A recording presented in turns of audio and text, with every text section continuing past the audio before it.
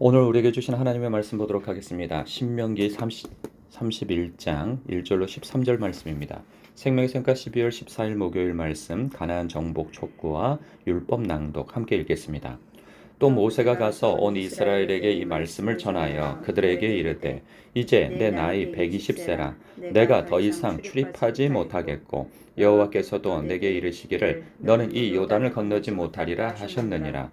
여호와께서 이미 말씀하신 것과 같이 내 하나님 여호와께서 너보다 먼저 건너가사 이 민족들을 내 앞에서 멸하시고 내가 그 땅을 차지하게 할 것이며 여호수아는 내 앞에서 건너갈지라.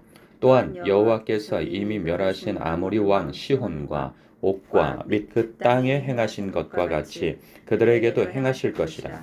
또한 여호와께서 그들을 너희 앞에 넘기시리니 너희는 내가 너희에게 명한 모든 명령대로 그들에게 행할 것이라.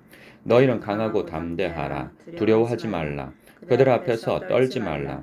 이는 내 하나님 여호와 그가 너와 함께 가시며 결코 너를 떠나지 아니하시며 버리지 아니하실 것임이니라 하고, 모세가 여호수아를 불러 온 이스라엘의 목전에서 그에게 이르되 너는 강하고 담대하라. 너는 이 백성을 거느리고 여호와께서 그들의 조상에게 주리라고 맹세하신 땅에 들어가서 그들에게 그 땅을 차지하게 하라. 그리하면 여호와가 그가 내 앞에서 가시며 너와 함께 가사 너를 떠나지 아니하시며 버리지 아니하시리니 너는 두려워하지 말라. 놀라지 말라. 또 모세가 이 율법을 써서 여호와의 언약궤를 매는 레위 자손 제사장들과 이스라엘 모든 장로에게 주고, 모세가 그들에게 명령하여 이르기를 매 7년 끝에 곧 면제년의 초막절에 온 이스라엘이 내 하나님 여호와 앞 그가 택하신 곳에 모일 때 이 율법을 낭독하여 온 이스라엘에게 듣게 할지니 곧 백성의 남녀와 어린이와 내 성읍 안에 거류하는 타국인을 모으고 그들에게 듣고 배우고 내 하나님 여호와를 경외하며 이 율법의 모든 말씀을 지켜 행하게 하고, 또 너희가 요단을 건너가서 차지할 땅에 거주할 동안에 이 말씀을 알지 못하는 그들의 자녀들에게 듣고 내 하나님 여호와 경외하기를 배우게 할지니라. 아멘. 하나님께서 하나님의 백성들에게 많이 하시는 말씀 중 하나가 뭐냐면 사랑한다라는 말씀과 또 두려워하지 말라라는 말씀을 많이 주심을 봐요. 요즘에 우리 교회에서 하나님의 음성 듣기 훈련을, 기도 훈련을 해봐도 보면 주로 많이 듣는 음성이 무엇인가 확인해보면 사랑한다, 그리고 두려워하지 말라라는 말씀을 자주 해주시면서 성도님들을 격려해 주시는 하나님의 그 음성을 확인합니다. 오늘 말씀도 보면 하나님께서 이스라엘 백성들에게 너희는 두려워하지 말라, 놀라지 말라, 무서워하지 말라, 떨지 말라, 강하고 담대하라, 이러한 말씀으로 격려하심을 봐요. 그들 입장으로서는 두려워할 수밖에, 떨 수밖에 없는 그러한 상황에 있어요. 왜냐하면 이제 40년 동안 영도해온 그 모세가 이제 120세를 끝으로 하여서 이제 그 죽음을 맞게 되어지죠. 이제 세대 교체가 완전히 되어집니다. 그래서 그의 영도력이 여호수아에게 완전히 이양되어지게 되고, 여기에서 끝으로 이제 여호수아를 통하여서 하나님께서 그 가나안 땅으로 이제 이스라엘 백성을 영도에 들어가야 되고, 또 명령을 쫓아서 이스라엘 백성 또한 가나안 땅으로 이제 본격적인 이 전투를 치러야 하게 되어집니다. 이제 그렇게 되어질 때 아무래도 모세를 의존해서 왔던 그 이스라엘 백성도 그렇고 여호수아도 그렇고 굉장히 두려워할 만한 상황인 것이죠. 내가 이 일을 감당할 수 있을까? 그리고 이러한 진짜 큰 싸움에서 우리는 승리할 수 있을까? 이런 두려움이 몰려오는 그런 상황이 되죠. 그때 하나님께서 모세를 통해서 해주시는 말씀이 뭐냐? 얼마나 두려워하면 이걸 강조하시겠어요? 6절에 보면 너희는 강하고 담대하라, 두려워하지 말라, 그들 앞에서 떨지 말라, 이리 말씀하고 있어요. 그리고 또 7절에 보면 너는 강하고 담대하라, 너는 이 백성을 강하고 담대하라 말씀하시죠. 그리고 또 8절 끝에 보면 너는 두려워하지 말라, 놀라지 말라 계속 반복해 주고 있어요. 그러면 두려워하지 않을 수 있는 근거가 무엇인가? 그것이 중요한 것이죠. 두려워하지 말란다고 안 두려워하게 되어집니까, 사람이? 그런데 우리가 두려워하지 않을 이유가 무엇이냐에 대해서 그 이유에 보충 설명을 해주고 있죠. 6절에 이는 내 하나님 여호와 그가 너와 함께 가시며 결코 너를 떠나지 아니하시며 버리지 아니하실 것이기 때문이다 라는 거예요. 8절에서도 마찬가지죠. 여호와 그가 내 앞에서 가시며 너와 함께 하사 너를 떠나지 아니하시며 버리지 아니하실 것이기 때문에 너는 두려워하지 않을 이유가 있다. 그 말씀을 하시는 거죠. 맞아요. 우리가 두려워하지 않으려고 한다고 해서 안 두려워지는 게 아니에요. 우리의 마음에 분명한 믿음이 생겨야 하는 것이죠. 하나님께서 우리와 함께 하신다. 앞서 행하신다. 그리고 도와주신다. 이 믿음이 확실하면 우리는 두려워하라고 해도 두려워할 이유가 없게 되어지는 것이죠. 문제는 바로 하나님을 내가 어떻게 알고 있느냐, 하나님을 내가 어떻게 믿고 있느냐가 중요한 것이죠. 그러니까 우리의 믿음은, 우리의 강한 믿음, 견고한 믿음은 사실 우리의 의지에 달려있지 않아요. 내가 두려워하지 말아야지 한다고 해서 안 두려워지는 것이 아닌 것이죠. 그러면 어떻게 해야 되느냐? 하나님 알기를 힘써야 되는 거죠.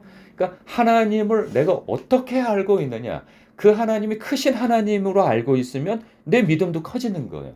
그런데 그 하나님이 작은 하나님으로 우리는 알고 있다면 내 믿음은 내가 그 하나님을 인식하는 것만큼 작아지게 되어지는 것이죠. 그래서 중요한 것은 무엇이냐면 힘써 하나님을 아는 거예요. 그래서 예수님께서도 영생은 무엇이냐? 거룩하신 참 하나님과 유일하신 참 하나님과 그가 보내신 자 예수 그리스도를 아는 것이라 말씀하고 있어요. 그 크신 하나님을 알기에 그 하나님이 우리를 예수 그리스도 안에서 능히 구원하실 분이라고 하는 사실을 안다면 우리는 두려워할 이유가 없게 되어지는 것이죠. 1차로 나의 구원의 확신에 대해서 두려워할 이유가 없게 되어진 것이고, 또 구원받은 우리 하나님의 백성이 이 세상을 영적인 싸움을 싸우며 나아가는 일에 있어서 이 세상을 두려워하지 않을 수 있게 되어지는 것이죠. 그것은 내가 하나님을 어떻게 알고 있느냐에 따라서 비례하여서 나의 믿음은 커지고 작아지고 하는 것이죠. 하나님께서 말씀하셨으니 그 하나님이, 그 하늘 아버지께서 내게 두려워하지 말고 놀라지 말고 무서워하지 말고 내가 너의 앞서 행한다 라고 말씀하신 거라고 한다면 두려워할 이유가 없게 되어진 것이죠. 그러면 그 하나님을 어떻게 할 것이냐라는 거예요. 하나님을 힘써 알라고 말씀하고 있는데 그 하나님을 어떻게 알 것이냐라는 거죠. 그것에 대해서 9절부터 13절까지 이르러 말씀해 주고 있어요.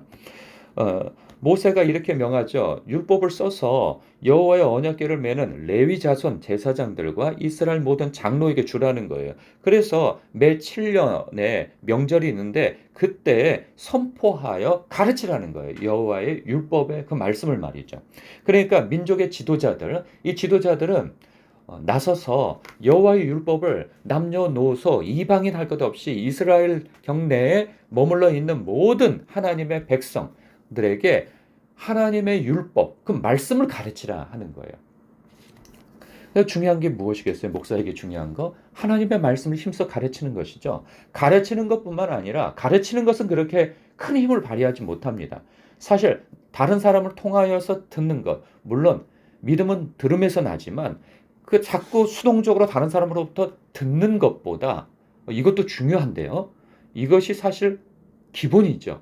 그런데 더 나아가서 우리 손에 이미 들린 그 율법, 하나님의 말씀, 그 성경 말씀을 내가 스스로 읽고 묵상하는 것이 너무나도 중요하다 하는 것입니다. 그래서 하나님의 말씀을 가르치고 말씀을 선포하는 것을 넘어서서 요즘에 많은 교회들이, 그리고 우리 교회도 마찬가지로 성도들로 하여금 직접 본인들이 성경을 읽을 수 있도록 맥체인 성경 읽기표를 따라서 성경을 읽게 할 뿐만 아니라 또 생명의 샘가의 말씀을 통해서 개인 묵상을 하도록 계속 종용하는 것이죠. 격려하는 것이죠. 그렇게 해서 하나님을 지식으로 아는 거 너무 중요한 거예요. 그런데 성경을 많이 읽고 묵상한다고 하여서 그것으로만 충분하느냐? 그렇지 않은 것이죠. 기도를 통하여서 하나님을 경험하여 알아야 되는 거예요. 그러면 기도를 또 많이만 하면은 하나님을 경험하여 알 수 있느냐? 그거 아닌 것이죠. 그 이상이어야 되는 거예요. 그래서 우리 교회에서 계속 훈련시키는 것이 무엇이냐? 하나님의 음성 듣기 훈련을 시키는 거예요. 왜? 기도를 많이 하는데 중요한 것은 무엇이냐? 왜 기도하기가 힘든가? 나 혼자 독백을 하고 있다고 생각하기 때문에 힘든 거예요. 하나님 앞에 무엇인가 내가 많은 얘기를 하지만 하나님께서 나에게 어떤 말씀을 주신다, 음성을 주신다는 것에 있어서 확신을 갖지 못하면 우리는 자기 혼자만 많이 떠들다가 예수님의 이름으로 기도드렸습니다 하고 끝내버리는 거죠. 하나님은 우리에게 하실 말씀이 있는데. 그래서 하나님의 음성을 들음으로 인하여서 그러니까 기도가 하나님과의 대화이구나. 그리고 하나님께서 우리가 읽은 성경 말씀을 토대로 하여서 우리의 심령 가운데 주시는 그 음성들을 들음으로 인하여서 힘을 얻고 격려를 얻고 방향 제시를 받고 그렇게 스스로 하나님과 동행하는 것이죠. 그러는 가운데 우리는 이 세상을 살아가고 영적 싸움을 싸워 나아갈 힘을 얻게 되어지는 것입니다. 그래서 너무나도 중요한 것은 오늘 말씀에 보면 무조건 너희는 두려워하지 말라, 놀라지 말라 이렇게만 강조하는 것이 아니에요. 하나님의 말씀을 힘써 가르치고 또 듣고 하여서 하나님 알기를 힘써라 이 말씀을 하고 있는 거죠. 이 모든 것들이 사실 여러분들이 지금 계속 해 나가고 계시는 것들입니다. 그러니 여러분 중요한 것은 무엇이냐 하면 꾸준히 하는 거예요. 이 생명의 말씀을 듣고 읽고 묵상하고 그래서 하나님을 알기를 힘쓰는 이것 여러분 포기하지 않고 지금까지 해오신 대로 계속 해 나가시는 것입니다. 그리고 이 말씀을 붙들고 주님 앞에 아멘하고 기도하고 그리고 하나님의 세미한 음성을 들으려고 내 마음속에 흐르는 이 생각 속에 이 음성을 주시는 하나님의 음성에 귀 기울여서 아멘하고 받으며 늘 주님과 동행하며 나아가는 것이죠. 그렇게 되어질 때 우리의 마음의 심령에 격려의 음성을 들을 뿐만 아니라 이것이 정론이 이곳으로 가라 하는 주님의 음성도 듣게 되어진단 말이죠. 그때 믿음과 용기를 내서 순종하는 거예요. 그럴 때마다 그 순종이 쌓이고 쌓여서 선순환 되어지는 거죠. 하나님 정말 살아계시구나. 하나님의 말씀 앞에 순종하면 정말 응답 받는구나. 이렇게 되어지면 또 기도하기를 기뻐하게 되고 말씀 묵상하기를 기뻐하게 되고 그리고 또 순종하는 것이 그렇게 힘들지 않게 되어지고 이런 선순환적인 믿음의 삶을 여러분 계속 살고 계시는데 그 믿음의 삶을 격려하고 지지하고 응원하고 축복합니다. 지금까지 해오신 그 일들을 계속 해나가시길 축원합니다. 기도하겠습니다.